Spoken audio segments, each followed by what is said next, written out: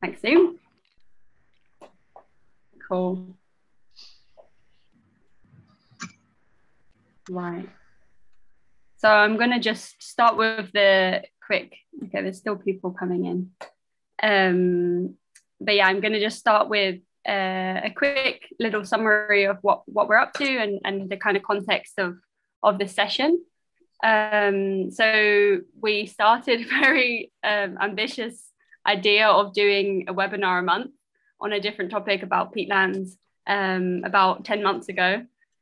This was like a meeting that we had one time, and we were like, this is the best thing, this is the best idea ever, this is like super easy. And I guess that's also kind of telling of our maybe slight naivety, but also just kind of a passion for this subject, where we think, oh my god, there's so many things that we can connect peatlands to, and we've met so many people, and everyone also really and everyone we meet just seems so receptive and so kind of open to spending their own time, spending their Tuesday evening talking about peatlands, and that's kind of been our experience. So that's also just like super inspiring. But yeah, so essentially we've done this is our 8th episode on peatlands, and this is the episode on time, which is a little bit different to a lot of the other episodes, which are maybe a bit more strategic or a little bit more kind of factual or expected, I suppose. Maybe kind of grounded in something that you can do or act. And I think time also has that to it, but it's, I don't know, I think a little bit more maybe philosophic and reflective. So I'm really excited about this session, and I'm so happy that we kept this into our list of peatlands, and because I think it's actually, if not the most important, funnily enough. And yeah, so we're really happy to have Melanie and Abbi today talking in the session. And I'm just going to quickly outline what the plan is. So the first part is we're going to play this audio, which unfortunately it was going to be a video, but it didn't get made in time. So it's now going to be an audio. And this is a story that we wrote, which was connected to trying to communicate the time element of being a young person at COP, and also thinking about peatlands at COP, and the kind of the contrast, but also the connection between these two things. And we thought the best way of communicating this is to try and write a story which is connecting these two things together. So we're going to play that. And then we're going to go to Melanie, and Melanie actually has to leave a little bit early. So if you have questions for Melanie, then please write them in the chat during her session, and she'll answer them just after her talk. And then in having a little break between Melanie and Abbi, we're going to also play a video that we also created for COP in Glasgow, which a few of us were at. And this is also about kind of connecting this kind of these different timescales and these different urgencies. So we'll play that for you as well. And then Abbi will do her talk, and we'll have a discussion afterwards. And we expect it to probably take less than an hour and a half, but we left loads of time in case the conversation goes really wild and everyone's really into it, because time is a good conversation. So yeah, welcome to the session, and I'm going to start off with playing this audio if I can. I was born in 1995, the year of the first UN climate conference in Germany, COP1. I was born at the end of the last ice age, around 10,000 years ago. My parents tell me I didn't like being a baby. I just wanted to speak. I remember growing up, I was always trying to figure everything out. When the glacier retreated, the land took a new shape. As the soil became submerged in water, layers of plant matter built up within. All the facial expressions around the dinner table, all the implications, all of the reasons that people gave and all the wisdom, all the confusing feelings and the forgotten memories, and the unthinkable mysteries. All of the sphagnum mosses forming, creating my carbonic mass, all of the implications, all of the harsh conditions that gave pulse to unusual plants, all the pollen that is drawn into my layers, all the creatures that roam across my surface, and the memories of a world recorded. The world I sprung up into seemed to be so ever complex and illogical. How could it be that history had happened, yet I could scarcely see the remains? I would hear tales of old ways of being and dressing, funny ways of speaking and eating, and learn about landscapes that once were. The ecosystem we created was reliant on so many specific conditions. How could it be that my very body was exactly the source of my demise? I find joy and pain around me. I have made myself from nuclear bombs and curious footprints, human sacrifices and butter, soil and water. So much has changed in my tiny life. It was like I was living in the crescendo moment when the tree of history was bearing down with fruit, its vivid leaves all fiery red, looking mighty before they drop. I am composing a eulogy to decomposition. I am a choir singing it, shouting it. There is a future. There has been a past. Let me into your future. Let yourself into your future. Your future is unfolding in front of you right now in this present moment. We weren't like tigers, sharks, alligators or eagles. We were like the monkeys always running through the trees, dreaming of falling. When I was about 10, I learnt that humans were affecting the climate. I'm not sure who first told me that story, but I remember after hearing it, I would think about buying a boat for my family and friends to protect them, like Noah did with his ark. At 15, I lost all motivation to act because I felt I had no power. People have power. They seem to recognise this when it comes to destruction, but not so often when it comes to regeneration. They have the power to break down the systems they are stuck in. They have the power to create worlds of thriving species. I can feel the changes bubbling. I can feel the tide turning. I can feel the changes bubbling. I can feel the tide turning. Now is the time.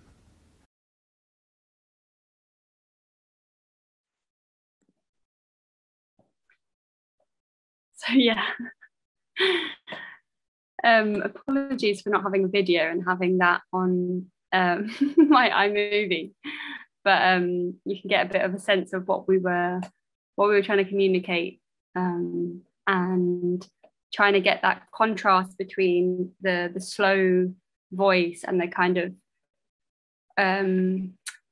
that sort of fluctuating knowledge of the peatland throughout those many years, thousands, tens of thousands of years that land has existed and that it's kind of seen, and understanding the power that humans have had throughout that period. So you can imagine, like, peatlands have kind of seen humans throughout lots of different phases that we've been in as a species, and now they're seeing this specific kind of power that we have, which is quite urgent, or which is quite big. And I guess like contrasting that with the kind of experience of a young person growing up and maybe not having that knowledge, but also kind of coming into an awareness of also that power that everyone has. So that was a little bit what we wanted to try and get across with that story. So yeah, and now I'm gonna pass the mic to Melanie, and I'm gonna read just a short description of what she's going to talk about today. So Melanie is a specialist in the archaeology of the Iron Age, and she's based at the University of Manchester. And she just finished a recent study on the archaeological value of peatlands, explored through the lens of the iconic phenomenon of bog bodies. And her book, which can be read online or downloaded, covers aspects of their discovery and conservation and different interpretations of these human remains, as well as other artifacts deposited in bogs, alongside a wider appraisal of the meaning of peatlands in prehistoric communities. She will talk briefly about the value of this archaeology, including its potential to inspire more creative engagements, such as the Bright Edge Deep online exhibition. And yeah, we're really happy to have you here, Melanie. And if anyone has any questions, just put them in the chat while we're talking. Thank you. Thank you very much. I'm just going to start sharing my screen, hopefully, and I'll just do that. Right. So I'm hoping somebody will leap in if you can't see this, but thank you very much for the invitation to talk this evening. I work on the Iron Age, and I work on bogs and what we find in them. So I'm just going to share a little bit of a sense of what they meant to people in the past and how we can use that, I think, in the present. I'm going to start with an image of the very first set of human remains that I can find that have been illustrated or drawn from a bog. This is the hand of Amcot's woman, and it was painted in these beautiful watercolour peaty tones by Mr. George Vertue, Secretary to the Society of Antiquaries, back in 1747, when they were sent the hand and the sandal of a woman who came from this set of bogs in around Amcot's in Lincolnshire. And I find these illustrations movingly human.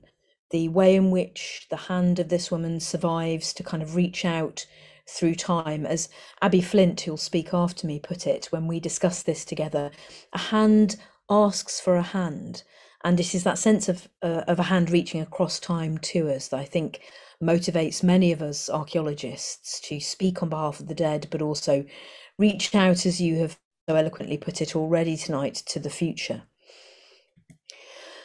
Many of you will know that peat is an excellent preserver. The raised bog in particular, but also blanket bogs and fens, have a peculiar property that antiquarians have been puzzling over for many years, whether this was due to their antiseptic quality or the resinous quality of the trees that often formed the basal layer of the peat. There was a knowledge that things that were in its waters, either put there or fell in accidentally, were marvellously preserved. Now, we now know that that's a complex reaction of the sphagnic acids, forming polysaccharides that create this kind of tanning effect. And it's a combination of those biochemical and geochemical reactions with the water and the very cold anaerobic conditions that preserve organic remains that fall into their depths. We've been fascinated by this in archaeology for a very long time. Here we have the very first archaeology documentary series, Buried Treasure, episode 2. Episode 1 was about the big science of archaeology, a big theme in the 1950s, but episode 2 leapt straight into the phenomenon of bog bodies. Poor Stonehenge only fell to episode 3, and you can see here the great characters of Glendaniel, Mortimer Wheeler, and a one early experimental archaeologist, Noel Middleton, who cooked up Graballa Man's last meal. But many of you will know of the bog people through this book by P.V. Glob, translated into English in 1969, and this was the volume that inspired Seamus Heaney to use the bog people to speak back to contemporary concerns around violent death and loss and execution and sacrifice. And these themes continue to haunt our interpretation of these remains. When we deal with bog bodies in a museum setting, one of the things that we acknowledge but rarely put up in big posters is that our archaeological work involves trying to stop time yet again once things come out of the bog at us. Our conservation science is needed to curate and continually slow the decay that these remains begin again once they're out of the peaty depths. But rather than seeing this as a kind of sleight of hand or deceit, I think this is a peculiar kind of care that we give to the dead, and that story too should feature in the narratives we tell around these individuals, where our present collides and intersects with the lives of those from the past. In Britain, bog bodies became a big theme in the 1980s through a series of case studies from Lindow Moss in Cheshire. Paper bog bodies have been known for some time, preserved because we didn't have the conservation science to curate them. Gallerman in Ireland was an interesting exception there. But in the 1980s, an active murder case brought the attention of the police to a set of remains found on Lindow Moss.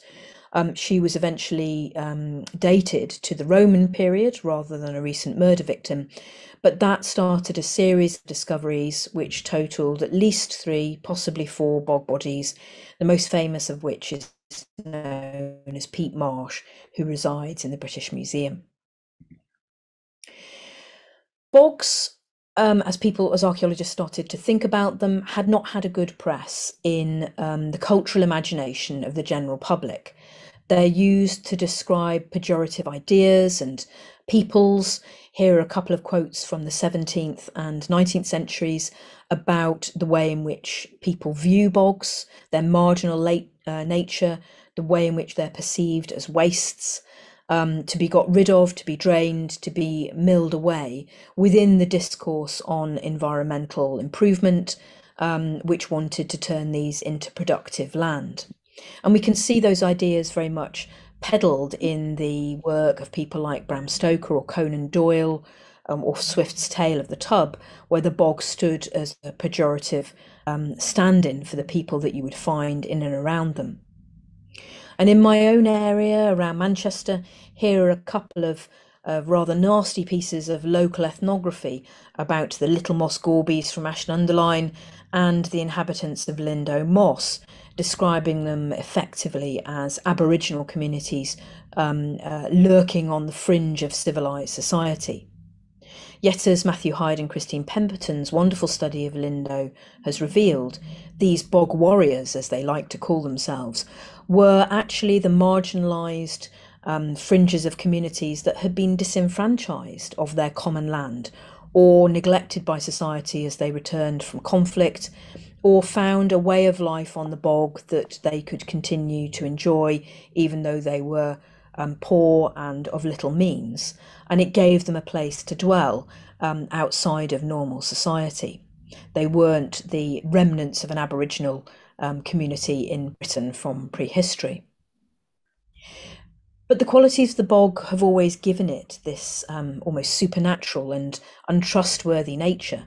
Bogs, as you know, are often referred to as quaking or shaking bogs, and the bog bursts, such as this one reported on Chat Moss from the 1600s, records the violence with which these landscapes can suddenly erupt, spewing peat across productive agricultural land.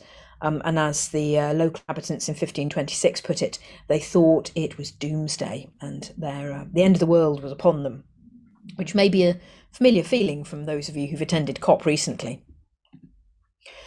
Strange things were seen on the moss and strange beings were thought to live there. The Ignis Fatuus or jack-o'-lantern or corpse lights that danced flickeringly across the bogs, we probably know are now biochemical or biogeochemical reactions to an environment under extreme stress. We don't see these lambent flickering flames anymore, but they certainly gave these places a rather sinister reputation. And locally in Ashton-under-Lyne, you can see Boggart's house on the edge of the moss, these malign little wet devils who were thought to be up to no good, that came from the bog. And locally, the King of Droylsden, Jem Hill, used to fight with these creatures.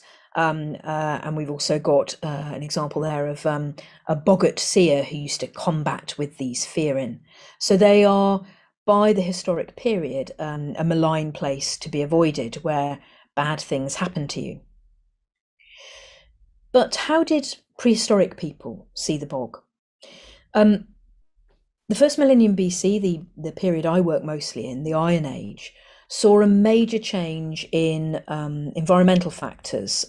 Solar forcing and climate change caused a downturn of temperature and increased precipitation that increased the growth of the bogs exponentially.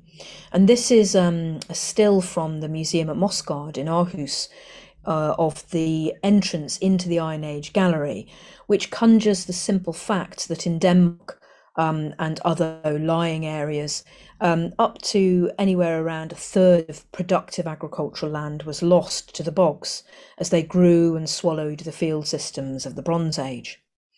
And it's that context that we need to understand in terms of what Iron Age people were doing there. So how can archaeology make us see these places differently? How did Iron Age people see them?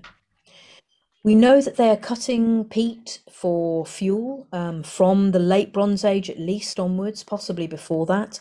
We have these little hand-pressed turf stacks in the Hebrides and Denmark, and turf cutting tools that tell us about people's interactions with the peat that's already well decomposed and how they used it for their own fuel. We know they're going out there to collect mosses, probably for medicine, rushes and reeds. They are going there to capture fowl that seasonally rested on it. And substances like sphagnum, of course, have natural medicinal properties. They weren't just used in the First World War as naturally antiseptic and hyperabsorbent dressings. I was speaking to a local archaeology community in Driffield recently, where their local dentist continues to use sphagnum moss as a temporary dressing for his dentistry work. In the Iron Age, there are also cuttings, species like Polytrichommune, to make extraordinary basketry, and this wonderful piece of headgear, a hair cap, as John Peter Wilder's described it, from Vindolanda Roman fort, tells us of the extraordinary vegetal textiles you make using these species. And John Peter has humorously described this as a head covering that a foreign Roman soldier might have sought out, not just to keep off the rain on the wall, but perhaps to keep out that most insidious of Scottish enemies, the midge. Mm-hmm. But one of the main things that they're going into the bog for during the Iron Age is iron. Bog ore is one of the best sources of iron for making tools and weapons, and this is something.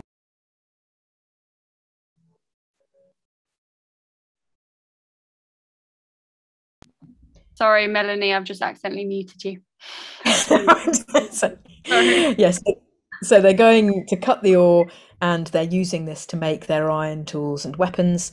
And that, of course, means that they're beginning to change their relationship with it. They are extracting things from it.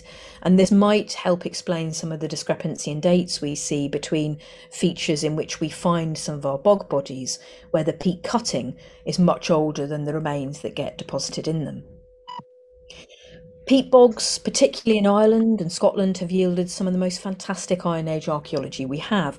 Raised trackways or corduroy roads like Corley in Ireland, which we can date with pinpoint accuracy to 148 to 147 BC. This tells us about the places, the routeways that people were designing across the bog, not just to cross it, but to go right into its depths. They're also putting things in the care of the bog. Bog butter was mentioned in your film, and we see this real spike in the deposition of churns or vats of butter during the Iron Age, possibly as a temporary place for cold storage to put butter by for times of dearth, but also probably for offerings to the gods in thanksgiving for the things that have been taken from it.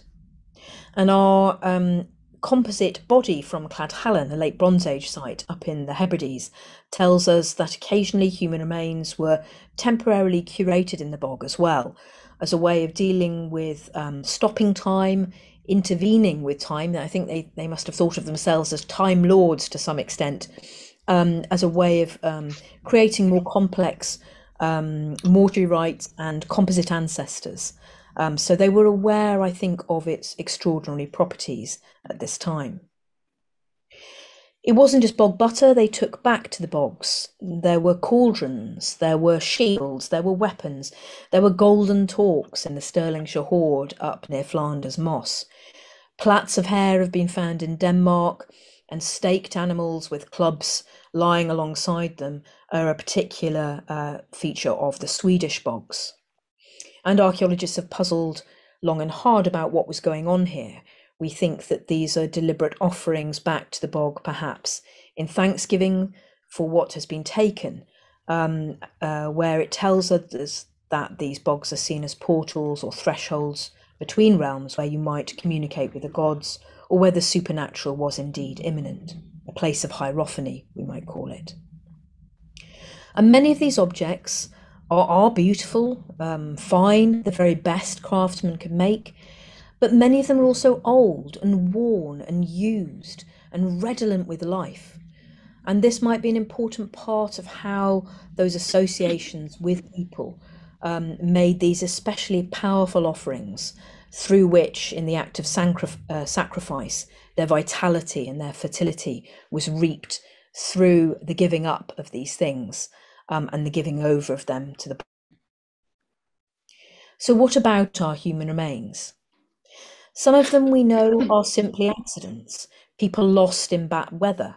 Nat Bell and Radcliffe unwisely attempting to cross Lindo Moss whilst loaded with ale, or accidents as people tried to cross them in times of need.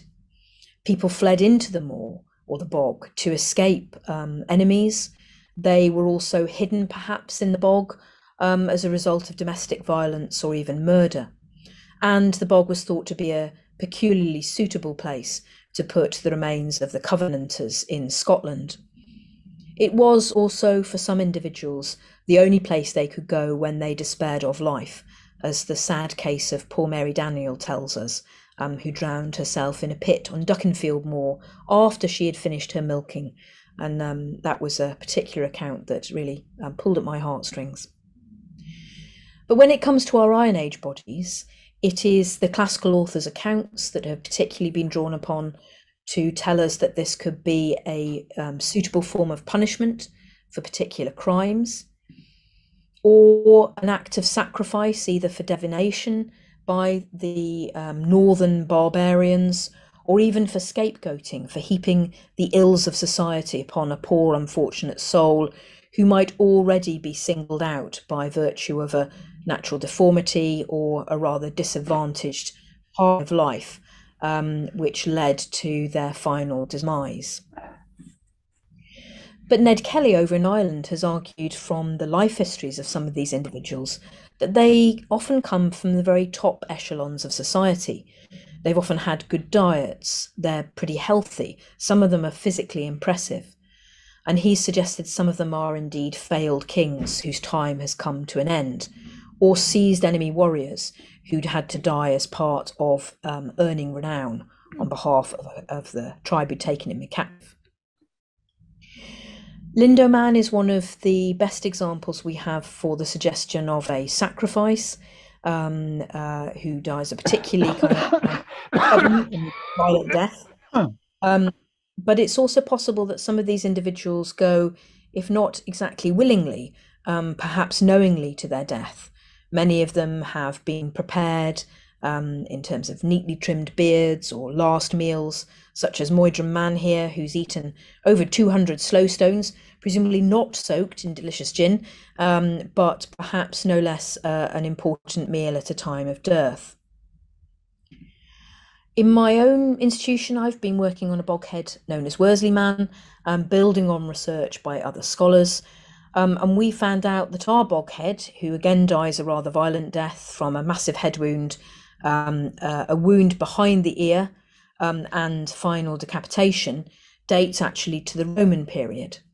And in his case, he's got to be set back in the context of the Roman occupation of the north, a time of violence and change. This is Insus, the cavalry rider, an auxiliary officer who's come to live in the north of Britain, who dies whilst in service and commissions as his tombstone a picture of himself on horseback brandishing a decapitated head of a local. I can't help but delight in the fact that soon after this was erected, it was toppled over, and he himself was rather symbolically decapitated in terms of his tombstone effigy. But certainly whatever Worsley Man was, whether he was an honoured local elite leader who had to die at the hands of the Romans, whether he was a cattle thief or a murderer, or whether he was just caught up in the contentious politics of the time, Worsley Man's story has to be situated within those colonial contexts. So I just want to leave you with a sense of why archaeologists have been talking about bog bodies so much recently. Well-preserved human remains are one of the most contentious bits of the past that we can put on display. Worsley Man himself disappeared from the Manchester Museum's gallery during what Tiffany Jenkins has called a crisis of confidence about the display of human remains. But they've always inspired a sense of ownership and feeling and actually affection up here in the north. Lindo Man was the subject of a vigorous campaign by the local primary school to keep him north. And these accounts of the screaming skull, or as I prefer to call it, the charming head, tell us about people who found bog heads or bog remains, who felt that their duty is to care for them and keep them in their own house and keep them close to their family, not as curious antiquarian relics, but as lucky charms, residents from the past who continue to bring good fortune to those who show them respect and care. So we've been thinking long and hard about how we create encounters with the dead, giving people a choice as to whether to meet these bog bodies. This is the final resting place of Grauballer Man in that Mossguard Museum. And also how we communicate their life stories to others. The violence that many of them saw should appall and shock us, as should these different relationships and different ways of seeing the bog, not as a negative place to be drained and got rid of, but a productive place with which we need to deal respectively. So I would argue that they have the power to both appall and impel us towards a rather different future. I don't need to tell this audience why bogs matter in the present, but this is the contemporary landscape of Lindo Moss, where the local planning group have agreed to turn it back over to regeneration in order to try and act as a local carbon sump.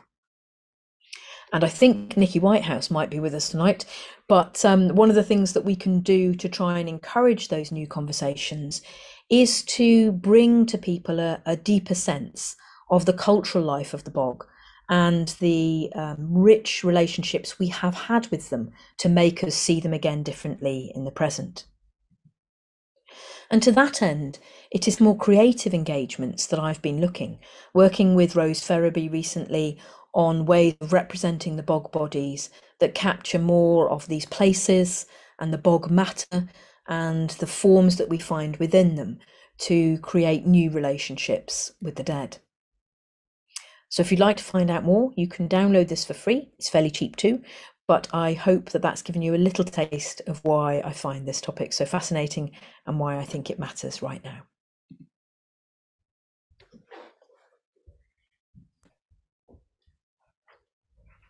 I see some clapping going on by Rosie.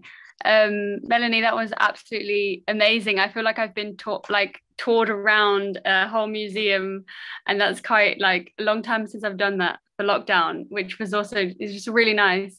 and the way that you told the story, and in the kind of layers that it has. One of the things that stood out to me was this kind of like looking at history and trying to figure out how that responds to the future, and this kind of like what should we take and what should we and maybe what can we learn.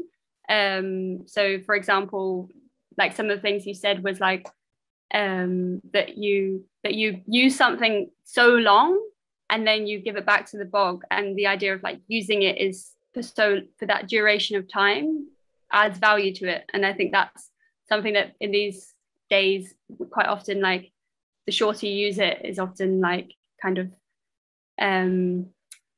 if you have something super worn out, it's maybe not valued so much. And I think this kind of looking back to that mentality is also super powerful.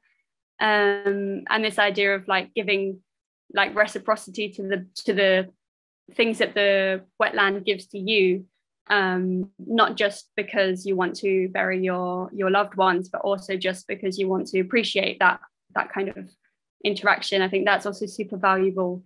But then also what you said about this kind of like colonial legacy and how do we look at these maybe not so nice parts of history and also learn how to undo these power relations and undo these kind of not so nice parts about our possibilities as humans.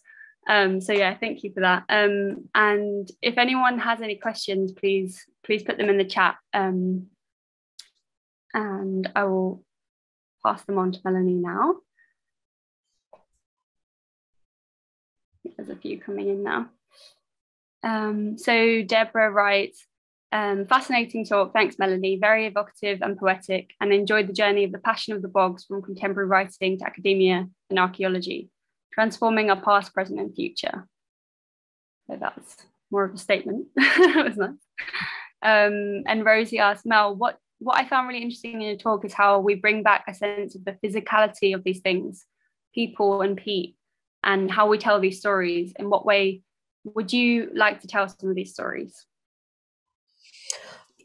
Thanks, Rose. That's a good question. I think what struck me is, how could I persuade Manchester Museum to put Worsley Man back on display? Would I? And if I did, how would I do it? And I think conjuring that sense of landscape is really important to understanding why he's there. He's not the prettiest of bog remains. I mean, my front cover of my book is Tolland Man, and we could have another lecture about whether that was a good thing or bad thing to put a body on the front of my book. I'd robustly defend it because Iron Age people were well into that. They were interacting with human remains in all ways. But I think if you want people to understand that the bog is a productive place in the Iron Age, and yet already we can see, Ben Geary's work, Henry Chapman's work, Nikki Whitehouse is here tonight. Their research has proved that people in the Iron Age were already doing stuff that was really risky and sometimes caused bog bursts or started to change that environment. We need to capture that better because people can get too easily hooked on the sacrifice, and rather than understanding that ecological dynamic and that to and fro of give and take. So I think I would like to tell stories that give the context, both an understanding of the context of your relationship with the landscape at the time, and also what you think you're doing when you sacrifice something and give it up and give it over, and how humans are part of that wider world of what David Fontaine would call a sacrificial economy. And it's a very different logic to ours, and some of it's really nasty, and so we shouldn't shy away from that by saying, look, that is really, using violence as a tool of power is not something that I would promote and condone, but to them it was part of the logic of their lives. So I think I'd try and understand more about the context of lives and deaths and the landscape. But some of that's best done creatively. It's not best done didactically. And so and ultimately, we're, as academics, we're being asked, what's your work for? Why does it matter? So how do you take those messages and make them meaningful and useful in the present? And one of the things we can do is we can use those, when you look at the Gundestrup Cauldron or the Stirlingshire Hoard, these are extraordinarily enchanting objects, and that work of re-enchanting people with these places and saying, okay, our job now is to re-wet them and regenerate them and care for them in a different way. But from their depths come these extraordinary things that can make us interested in them more. And I think that's the job of the past now, is to re-enchant us with those places. And some of that's best done through poetry and art.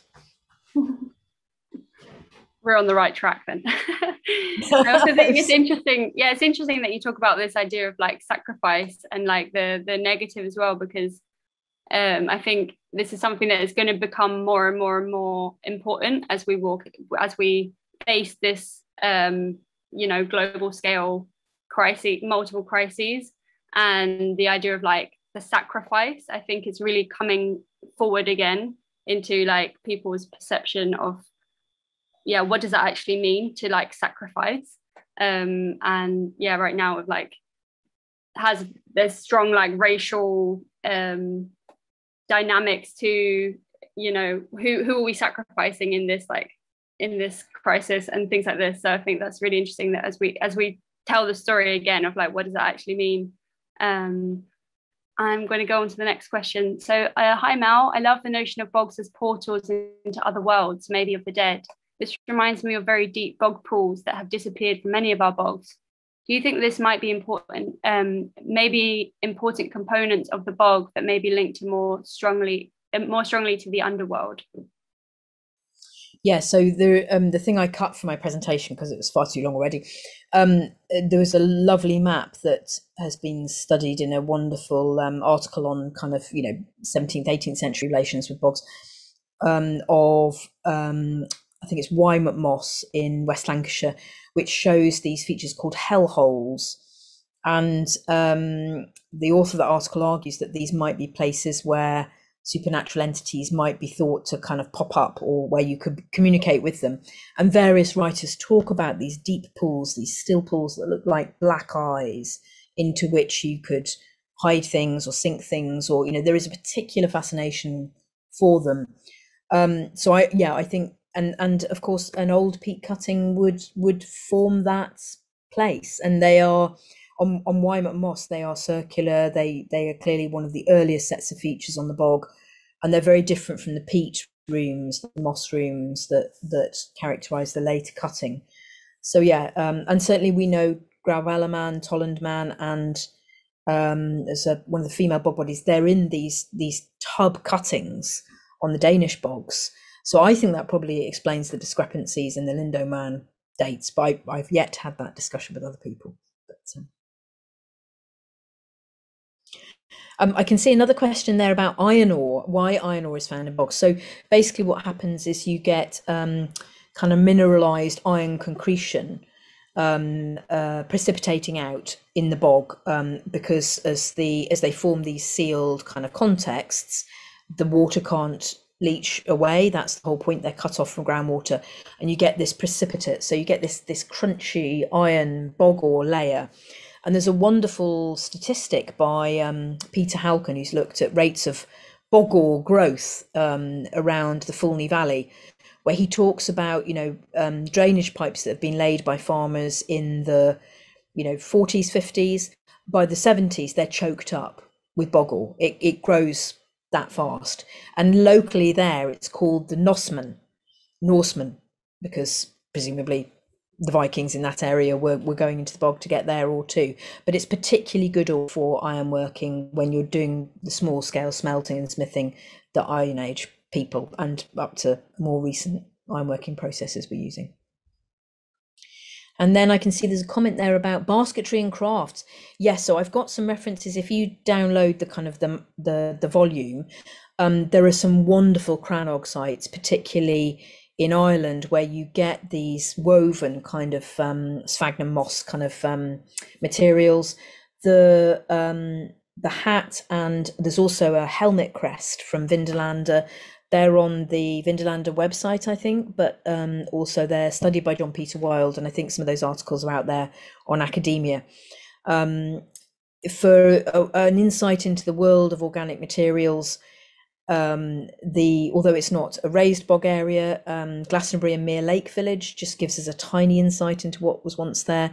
And for anyone who doesn't yet know about Must Farm, the peaty riverine deposits there more fen, really, not raised bog, so they're more alkaline than acid. We are about to have our archaeological world blown open wide by what they were doing with vegetable organic fibre in the late Bronze Age, and so we're all very excited about that at this end. I'm aware that you might need to go in a second. Do you want to just answer one more question? Or let's look. What with the spooky fairy lights? So they're not. Yeah, people think that it's something combusting, some methane gas or something like that. But in fact, it's this. It's a concept. It's called an extremophile. And these are hypothesized as biogeochemical reactions of environments under stress. Milton writes about it in Paradise Lost. He describes them. People have different words for it: corpse lights, ghost lights, will-o'-the-wisps. But we don't see them anymore, and that's because we've wrecked our environment. So I think they're indicative of that, of all these bogs being cut and cut and cut away. And it's something that was once seen that we don't see. Maybe we'll see them again. If we regenerate our bogs, maybe we will see them again.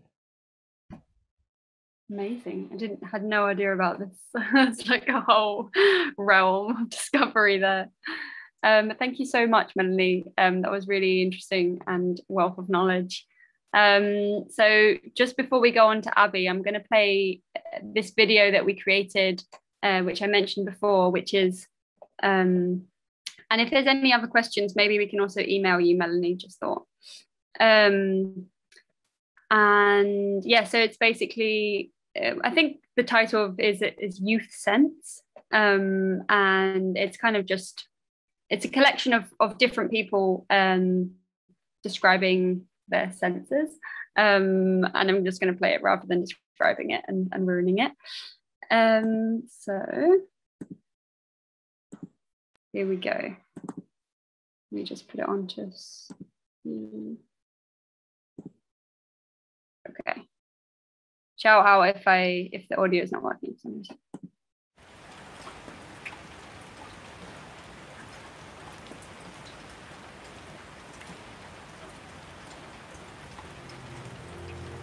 We are youth. We see, we hear, we smell, we touch, we speak. We see bare lands due to massive deforestation and wildfires. We see the vegetation shifting due to warmer climate and drier peat. We see the connection between the stories we tell and the worlds we create. We hear the calling of birds whose habitats are diminishing. We hear policymakers talking about climate restoration, but climate is destroyed more. We hear tales of mismanagement, corruption, and destruction. But we also hear tales of co-creation, regeneration, and resistance. We smell the smoke from wildfires in this peatlands. We smell the stagnant air of endless political negotiations, with no willpower for change. We smell the soggy earth, the sour water, and the floral air. We touch the dried up vegetation of the drained bogs. We touch the soft pillars of slack mosses growing on a damp peat soil. We touch to let our bodies think for Peatland. We speak to those in power, demanding action, not just words. We speak with urgency and with clarity about where we need to be.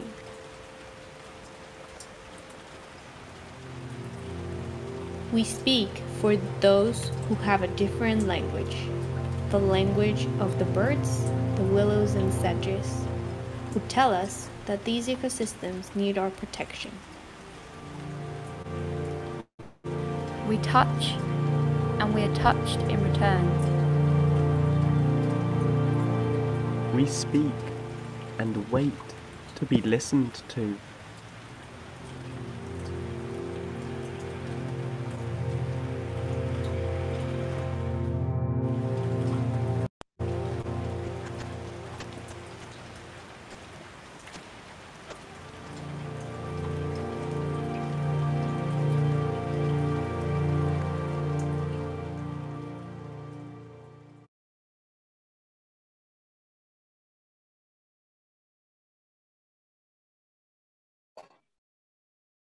So that was the youth sense, collaborative youth sense. Yeah, I'm gonna now pass the mic over to Abbi. So just quickly, a description of what Abbi's going to talk about today. So Abbi Flint is a heritage researcher with a background in archaeology and a long-standing research interest in human-environment relationships. As a research associate in the In All Our Footsteps project in Newcastle University, her current work explores the meaning and value that rights of way hold for people. Also, as a poet, Abbi is passionate about the potential of poetry to engage people with research and as research process itself. In this short talk, we'll share how she uses poetic transcriptions in the WetFutures project in the University of Bradford to explore how people engage with and perceive the peatland landscape of Ilkley Moor, in brackets West Yorkshire, and its rich cultural and natural heritage. Abbi will introduce the project and share some of the poems created. So over to you, Abbi.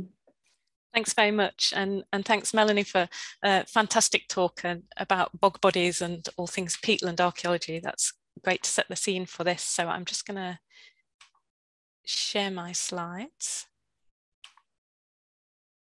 And thank you also for the wonderful story and the video that you've shared as well from the RE-PEAT work. It was really powerful. So I'm going to move on from how people in the past might have thought about peatlands to think about how people in the present relate to peatlands and their history today. So I'm going to talk about a research project that I was involved in from 2020 to August this year at the University of Bradford called WetFutures. And specifically, I'm going to talk about how I used poetry as a research method and output as part of a qualitative exploration of what peatlands and their heritage mean to people. But first, I want to start with one of the poems. So I'm going to read 4 poems throughout the presentation today. And all of these are created solely from the words of my research participants using a technique called poetic transcription, which I'll say a little about later. But first, I want to invite you to spend a moment with the way that this person engaged with peatlands and how they personally engage with peatlands and some of the environmental challenges that might face them. So I'll move on so that you can see the poem on the screen as well, hopefully. There we go. Mother Nature. I feel very much part of the moorland landscape. The way it behaves, seasons affect me. I share its vulnerability. Mother Nature does what Mother Nature wants. We have to accept that. The autumn mist, the snow, we get proper winters up here. A beautiful place, but not all respect it. Seeing what humans do to the environment, sometimes I have to switch off. It's a lot of things to a lot of people. What some believe to be a natural environment is actually far from it. Sphagnum moss, a plant important for the health of wetland, for carbon, as flood control. If we drain the moor, we lose that benefit. Do you take your hands off the steering wheel? Let Mother Nature take complete control? Or do you have a hand on the tiller? We are fumbling our way through. So I'm going to talk about how I've used poetry in the context of a wetland heritage research project called WetFutures. And WetFutures was a project that explored approaches to wetland heritage in the Netherlands, Ireland, and the UK. And I was part of the UK team that was led by Dr. Ben Jennings at the University of Bradford. I was a researcher working with him on it. And in the UK, we looked at 3 different peatland sites: the upland peatland of Ilkley Moor in West Yorkshire, and 2 lowland sites, one in the Somerset Levels, Shapwick Heath, and one in the Humberhead Peatlands, Thorn and Hatfield Moors. And it's the research on Ilkley Moor that the poems that I'm going to share are created from. So I'm just going to say a little bit about Ilkley Moor for those of you that might not be as familiar with the landscape. So it's an upland blanket peatland in West Yorkshire and part of a wider moor known as Rombalds Moor. And it's a very culturally shaped landscape. It's rich in archaeology and history from the Neolithic to the present day. It's especially famous for its prehistoric rock art in the form of cup and ring carved rocks. So this image that you can see in the center of the screen here is one of the rocks that's got these distinctive cut marks, and elsewhere you'll see concentric circles carved on the rocks and some ladder marks too. And also monuments like the 12 Apostles stone circle, which is on the right of the screen here. More recent heritage includes things like quarries, sheep pens, military remains, and also one official rock art in the form of Victorian graffiti that's on quite a lot of the rocks across the moor. And in the 19th century, Ilkley became a very popular spa resort. There were a number of hydrotherapy houses that sprung up along the edges of the moor where people as famous as Charles Darwin went for the water cure. But the moor itself, so the peatland walks and the air on the peatland, were seen as very much part of the therapeutic landscape at that time and part of the treatment at these hydrotherapy houses. And from the Victorian period onwards, we start to see the moor growing in popularity as a recreational area too. There was even a golf course up there in use until the very early 20th century.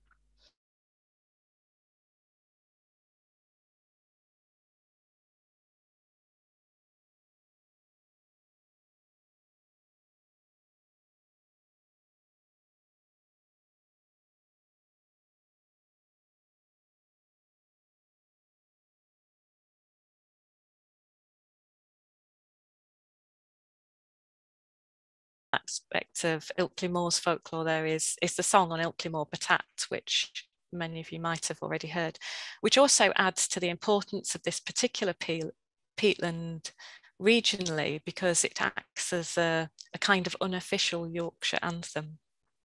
Today, the landscape is an urban common. It's managed by Bradford Council, and it's a very well-used recreational space for walkers, mountain bikers, climbers, nature spotters, and sightseers. So it's a really well-used landscape into the present day, and it's also got literary associations. So it's a landscape that Ted Hughes wrote about in Remains of Elnet, and more recently in 2012, that you can see the image on the left of the slide here is a little box for poems.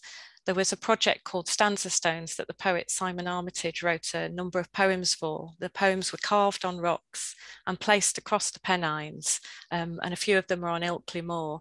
And he describes this as sort of continuing that dialogue that people have had with the landscape through the nature of carving on stone.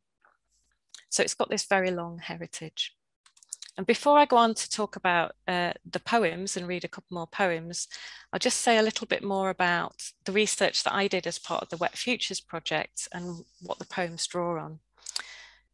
So my role in the project was to undertake qualitative research to explore how people engage with peatlands and what they thought about them.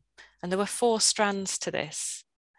So I looked at what the scholarly perspective said about these particular UK peatlands, mainly through looking at literature reviews, so the academic literature, but also looking at what projects and local groups had produced as well. I looked at the professional perspective on peatlands. I spoke to 3 experts from national organisations that have a role in peatlands and their heritage, looked at some of the policy documents around peatlands, and looked at wider public perceptions of these 3 particular peatlands. So one of the things I looked at was visitor reviews on TripAdvisor. I was quite surprised to find that these peatlands had their own little link on TripAdvisor where people had reviewed them. So I looked at that in terms of public perceptions of peatlands, and also looked at how they were covered in newspapers over the last 10 years. And then looked at how people who lived locally to peatlands thought about them. So in part, this was from an online questionnaire that administered at Ilkley Moor and also at Thorn and Hatfield Moor. But the main part that I'm drawn the poems from is from photo elicitation online interviews with 8 people who lived close to Ilkley Moor. So what I mean by photo elicitation interviews is kind of a posh way of saying that I did video interviews with people, and I also asked them to bring along to the interview a few photographs that said something of what Ilkley Moor meant to them personally. And the choice of method was partly due to some of the challenges of conducting research during a pandemic.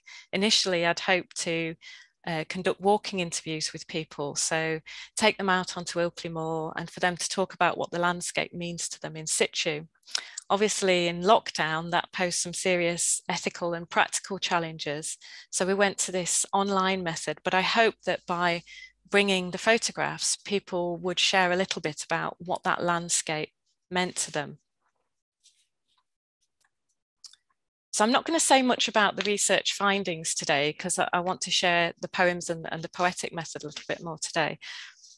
But in terms of a couple of points in the findings, what we found was that people were using peatlands and engaging with them in very different ways. So much as you would expect, they might be out walking, mountain biking. Peatlands are an inspiration for art for people. They might be volunteering there in conservation roles. They might be out collecting berries and edible plants, looking for wildlife, or simply just spending time with family and friends. And for many people, they took part in multiple of these activities. So it's not just simply that some people are walking, some people are mountain biking. Actually, most people are taking part in lots of different activities on peatlands. But the way that people engage with peatlands isn't just about what they're doing there. What came through really strongly in the interview data when I spoke to people was how being in peatlands is a very embodied experience. It's not just about what they did or what they saw, but the sounds that they heard, the textures of vegetation and the smells. And peatlands evoked a very emotional response in people, particularly when they reflected on times that they'd spent there with friends and family. But that sense of being familiar with the landscape also provided a sense of belonging. And for some people, they felt that the peatlands, that Ilkley Moor in particular, was part of what they considered to be home. But most interestingly, I thought, coming from a cultural heritage perspective, and particularly thinking about the time depth of peatlands, is that when people encountered some of this archaeology and history that's present on the peatland of Ilkley Moor, it sparked their curiosity. It made them intellectually engage with the landscape. They wanted to know more about the past of the moor. Some actually started researching it. One person spent most of their lockdowns looking for as many of the carved rocks as they could possibly find. But it also gave a less tangible sense of connection across time with other people who'd shaped the landscape before them or had simply walked up there, lived up there in the past. So the time depth was something which added to people's enjoyment of the moor and also part of what it meant to them too. So these were very rich and varied accounts that I got from the interviews that spoke not just to the physical engagement with the landscape, but this strong personal, emotional, and social connection, that this was a place of memory, a place of spending time with people who meant something to you, a place that allowed people to express and shape parts of their identity. And for some, it was part of home too. So I'm going to read another poem now.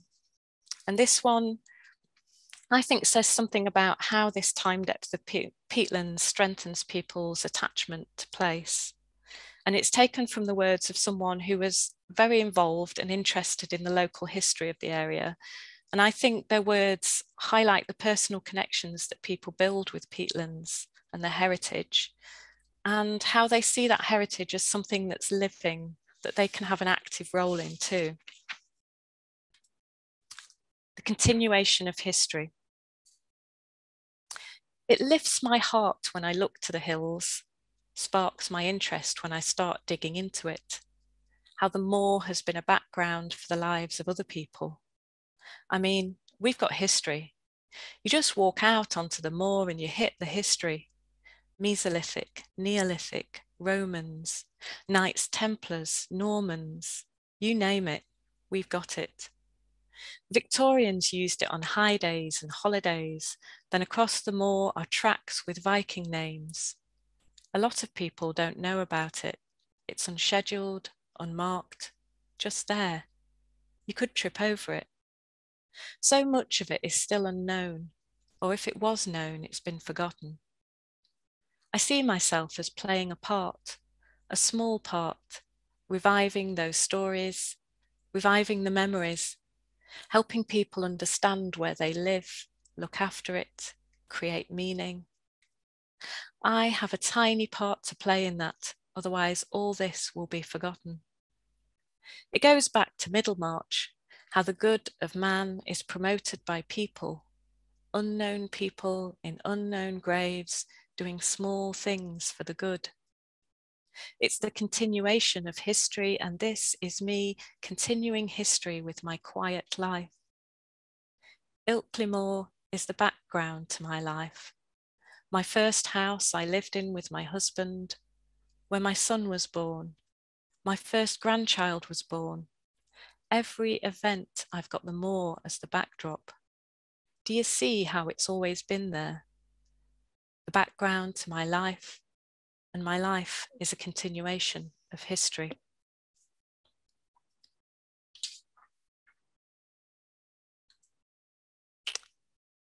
So why did I decide to use poetry in a research project about the heritage of peatlands? Well, firstly, I was already writing poetry outside of work, and archaeology and landscapes often made their way into my poems because these were things I cared about.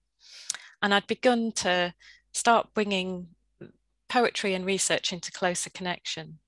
And one aspect of this was to see how poetry might be a creative way of sharing the outcomes of research. Not everybody wants to read an academic paper. So my first experiment within the project was to write a poetic response or version of an article that Ben Jennings and I had published on the folklore and heritage of Ilkley Moor. And I really enjoyed that, so I wanted to see how I could use poetry more in the research. And when I was reading the transcripts of the interviews that I'd done, I was struck by how evocatively and how emotionally people had described their views of Ilkley Moor.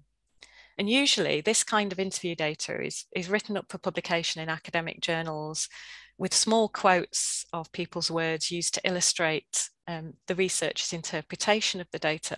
And it can sometimes feel like it gets disconnected from the individuals and loses some of that emotional impact. So I experimented with an approach called poetic transcription. And put briefly, this is using the words and phrases from research interviews to make something akin to a found poem. So in terms of the process, what I did was take the written transcripts of the interview conversations. So that was, the interviews were recorded and I transcribed them word for word. And so I read and reread these transcripts and selected phrases from those which I felt really reflected something of the essence of how participants described the moor. And then cut these out, as you can see on this image here, and rearrange these into a kind of poetic vignette, whilst keeping true to the participants' own way of speaking, the rhythm of their speech. So I didn't add any words of my own, I didn't change any of their words. However, I did play around with the order of some of the images and phrases that they used. And the result is a selection of poems that I think speak to different aspects of the meaning of the peatland landscape of Ilkley Moor. I think it's a way of reflecting the complexity of how people feel about peatland heritage landscapes, and also a way into some of these more emotional aspects of how people engage with peatlands. So all the poems that I've read and I'm reading tonight have been shared with the participants to make sure that they're happy with what I've done with their words. Wouldn't use them if that wasn't the case. But I think for me, it's really an attempt to represent elements of the research in terms of how participants engaged with and thought about Ilkley Moor in a way that hopefully it brings it to life a little more for the reader. As I said, often an academic article will seek to explain what the interviewee has said, what the data means. And I think poetry gives us a chance to share the participants' experience, a way of stepping into the experience and feelings of another. So through the poems, it can also be a way of engaging people with peatlands and their heritage. So I'm just going to read 2 more poems before I finish, both of which speak to a sense of time depth of peatlands. And the first one, I think, speaks to the seasonal time of peatlands, forever changing.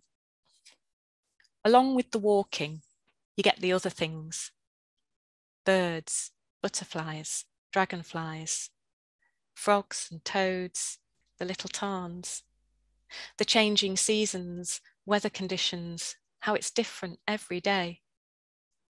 Last spring, when the weather was so beautiful, these green hair-streaked butterfly, metallic green, by the end of June they were gone. Cotton grass is so magic, white balls moving back and to in the wind like a sea. Different heathers look stunning in July. The bog asphodel, picking bilberries, passing on the love of the moor to the grandkids. Last autumn, the whole moor looked golden, so golden as you looked across the moor.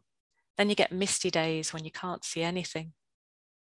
It's quite grey and dark in the winter, bleak and desolate. And then so beautiful with the white snow. It's that changing, the changing seasons, the mist, the sunshine, or the time of year. It's just forever changing.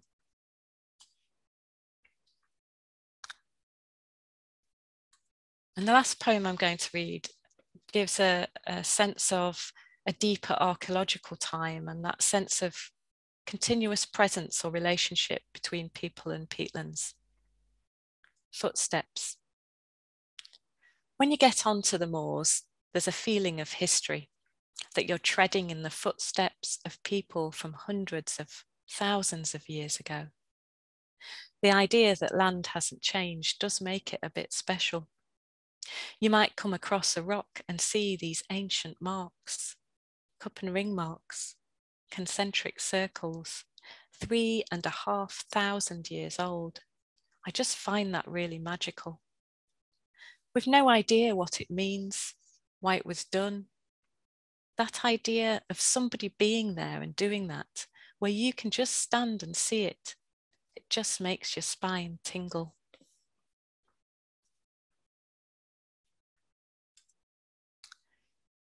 So myself and Ben Jennings have been pulling the poems together onto postcards and posters to use at events, and we're hopefully going to bring them together into a pamphlet along with some of the images that have sat alongside the poems. Some of those are the images that the people who took part in the research shared with me and gave permission for me to use as well. And I'm hoping that the poems will prompt discussions about a different way of appreciating peatlands and their heritage, which acknowledges that emotional dimension and those personal narratives of how people influence peatlands and also how peatlands influence people today. I hope it's a way into the research for people who might not want to read academic publications. I hope that they'll prompt people to think about peatlands and what they mean to them, but also to recognise that the cultural heritage of peatlands isn't just something that adds interest to being in that landscape, but it's also part of why people care about these places. Peatland heritage can spark people's curiosity, and it's a part of what makes them meaningful, what makes a meaningful connection to these places. So it could potentially be a hook for engaging people in caring for the future of peatlands. The archaeologist Christina Fredengen talks about how encounters with peatland archaeology can create a sense of collapsed time, of deeper connections with the past. And she describes this as a way of re-enchanting our worlds, which I actually love that sense of re-enchantment. So I hope that by sharing research participants' experiences and encounters with peatland heritage through poetry, it allows others to experience a little bit of that re-enchantment that they've experienced. So on the slides are some publications from the research. They're all open access, none are behind a paywall. So please do download them and read them if you're interested. There's more underway. And I just wanted to end with a question really, to ask how you think poetry could be used to engage people with.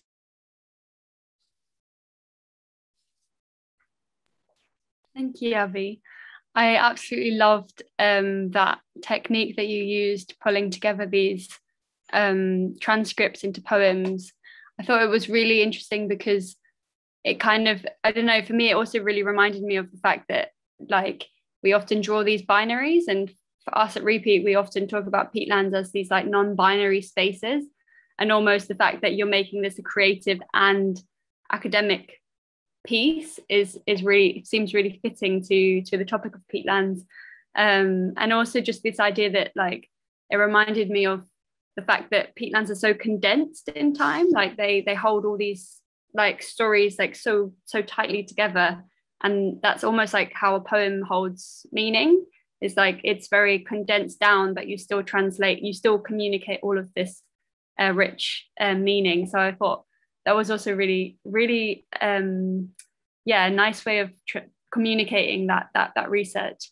And I think like we had an idea to talk about this. It connects nicely to your talk, I think, that we were reading about this book called Timefulness, which is about geology and the value of deep thinking. And I think Beth is going to read a little some quotes and just kind of follow on from what you were saying just quickly, and then we'll go into questions.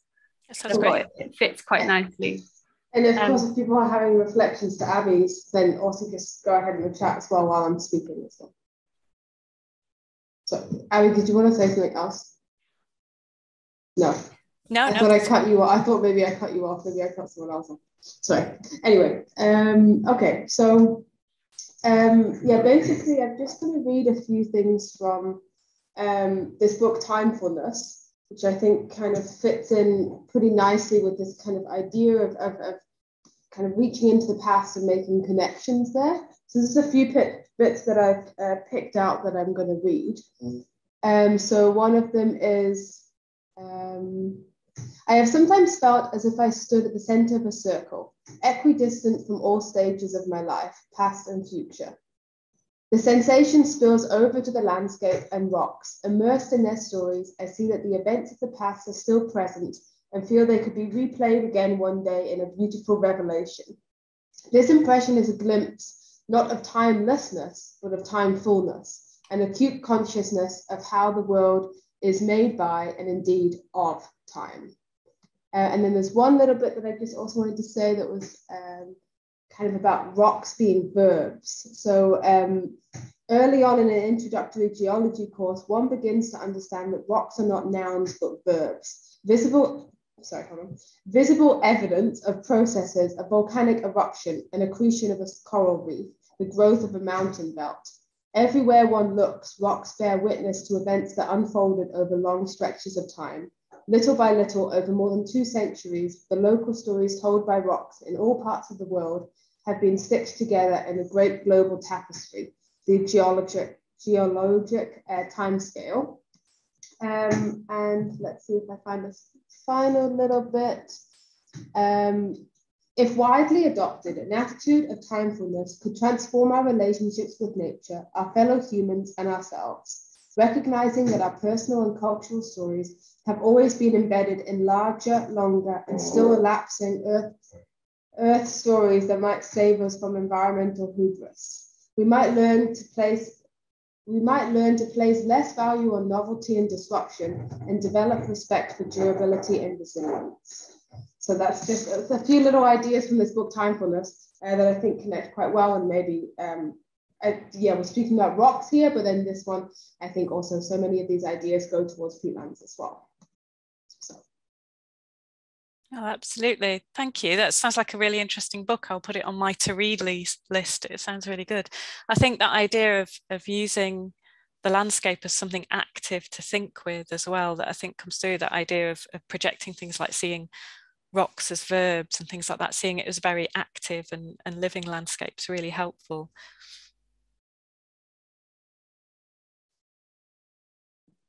I'm going to add the name. It's Marcia Bajornrud, just in case anyone wants to look it up. But did anyone have any questions directly for Abbi before we close today? I can't see any straightforwardly in the chat, but you've got some nice comments of, I love these reflections from local people who love the moor. It gives me hope for humanity. Yeah. And I think what you were saying before about sort of the way that poetry can capture some of those plural voices, so that we're not telling the single story of a landscape that obviously doesn't have a single story. You know, there's so many attachments to it. So yeah, I think that sort of way that poetry can capture some of that plurality is really helpful.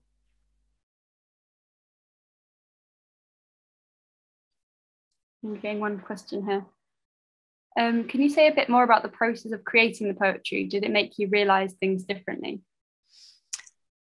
Yeah, thanks, Kate. Yeah, I think so. I think one of the things that I found most interesting as a researcher and looking at data, you know, I often look at interview data and analyse it, and actually thinking about the data poetically definitely added to the analysis process. So by looking particularly for things that struck me poetically and spoke to some of the emotional aspects of people's engagement with the landscape, but also evocative imagery that people used that stood out, I think definitely made me look at the data in a different way. It definitely added to the analysis and made it a lot richer.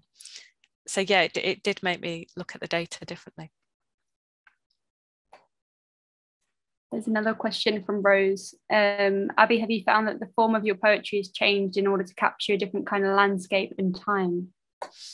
Oh, this is a really interesting one, Rose, because it was a really different experience for me writing poetry with other people's words and other people's phrasing. So actually trying to then perhaps work with form as well as that was quite difficult. I found, I don't know if you spotted, but the Mother Nature poem was in tanka, which seemed to just fit the rhythm of that particular person's speech. But a lot of them ended up much freer because it was actually quite difficult to put them into a particular poetic form like a sonnet or something like that. But so I think it was more that the individuals, people's voices shaped the form of the poems. But I'm working on some more from it, which are combining words from different interviews that are all about the cultural heritage of the landscape. So combining those into a single poem and trying to look at some different poetic forms that I might be able to do that to give that a little bit more coherence. And certainly thinking about the landscape and the time periods that people are speaking about is influencing the shape of the poems. Yeah. Fascinating. There's been a link posted for the book. Yeah, I think if anyone, nobody else has any questions, then we're just closed today. But it's been really interesting. My brain is like, so yeah. Thanks for everyone from joining and taking some time out of your busy lives to just be talking about peatlands and time. Yeah, good evening everyone, / wherever you are in the world, different time zones. Thanks Abbi and thanks Melanie. Bye everyone.